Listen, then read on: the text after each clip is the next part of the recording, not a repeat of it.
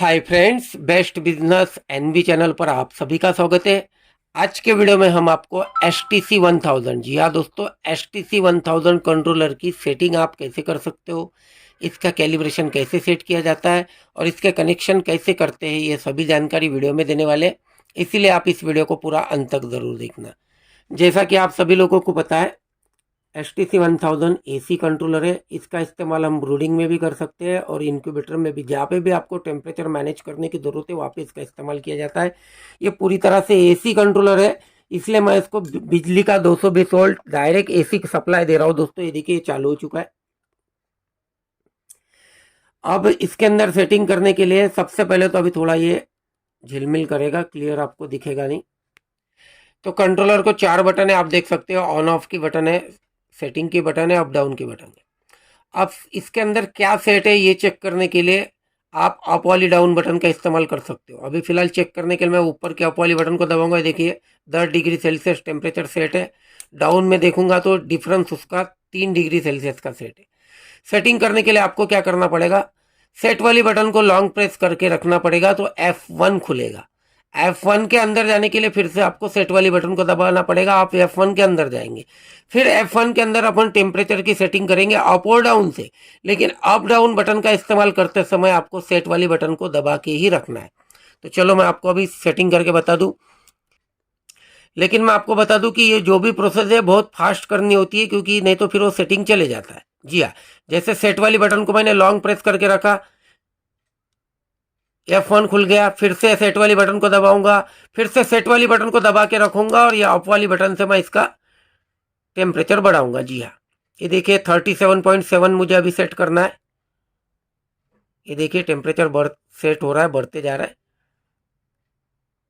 37.7 मुझे सेट करना है। ये देखिए 38 हो गया, 9 हो गया, तो मैं डाउन वाली बटन से कम करूंगा उसको।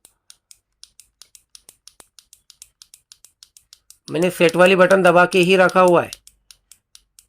ये देखिए 37.7 और फिर हाथ हटा दूंगा, ये ऑटोमेटिक सेट हो जाएगा। जो भी टेम्परेचर आपको सेट करना है वो आप F1 में सेट कीजिए। जी हाँ, F1 में ये सेटिंग अभी अपने आप चले जाएगा। जी हाँ, तो F1 में क्या सेट हुआ, अप वाली बटन दबा के देखिए 37.7 हो गया। इस तरह से अब हमें इसका डिफरेंस सेट करना है। जी हाँ, 37.7 पे लाइट बंद तो हो जाएगी, बट चालू कितने पे करना है वापस से।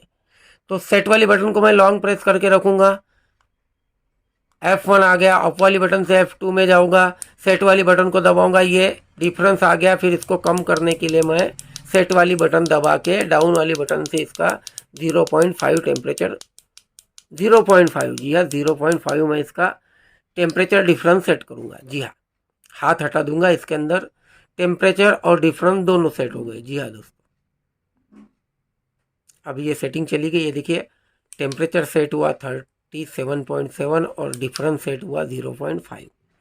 इस तरह से आप F1 में और F2 में सेटिंग कर सकते हो। मेन फंडा यही है कि सेट वाली बटन से आप F1 खोल सकते हो, उसी बटन को दबा के F1 के अंदर जा सकते हो। फंडा यही है कि सेट वाली बटन को दबा के रखना है, उसके बाद आप टेम्परेचर को अप डाउन सेट कर सकते हो। जी हाँ दोस्तों, इस तरह से इसकी सेटिंग होती है। सेटिंग बिल्कुल ईजी है, आप इजीली कर सकते हो। अब बात करते हैं कनेक्शन की। तो मैं सबसे पहले इसको बंद कर दूँ। अब बात करते हैं कनेक्शन की। तो ये जो आप देख रहे हो ये बिजली से आने वाली वायर है। जी हाँ, इसको आप देख सकते हो, ये 2 वायर है, रेड और येलो, मान लो बिजली से आया हुआ है। तो आप देख सकते हो ये लाइट के होल्डर को येलो वाला वायर तो सीधा सीधा ही चले गया। जी हाँ, येलो वाला वायर सीधा सीधा चले गया। जो रेड वाली वायर है जो डायरेक्ट आई थी, उससे हमने एक एक्स्ट्रा वायर ले लिया और उसको इधर हीटिंग वाला जो है, जी हाँ आप देख सकते हो, पावर सप्लाई 1 और 2 है।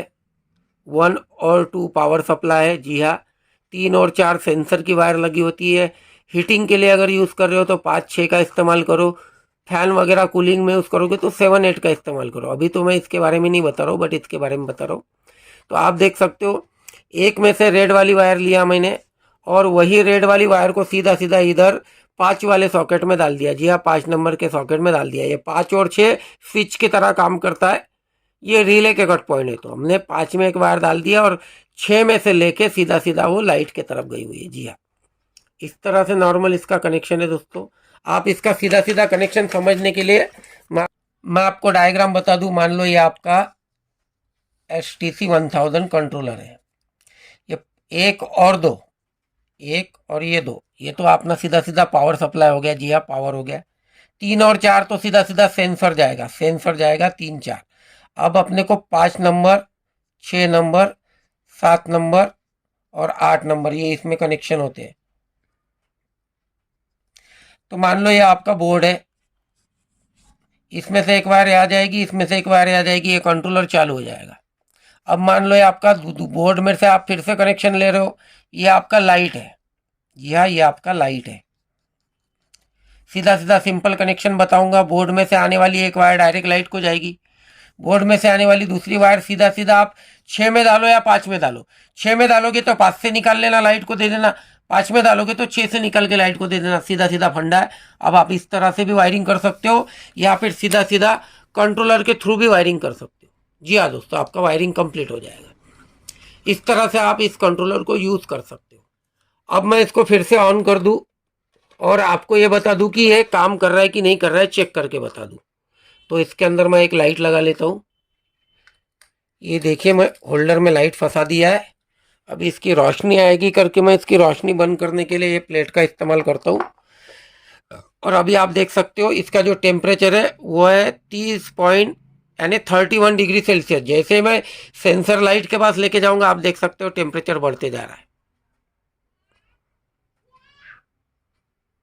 ये देखिए, टेम्परेचर बढ़ते जा रहा है क्योंकि मैंने सेंसर लाइट के पास लिया हुआ है। 34 हो चुका है, 5 6। जैसे 37.7 हो जाएगा, लाइट अपने आप ऑफ हो जाएगी।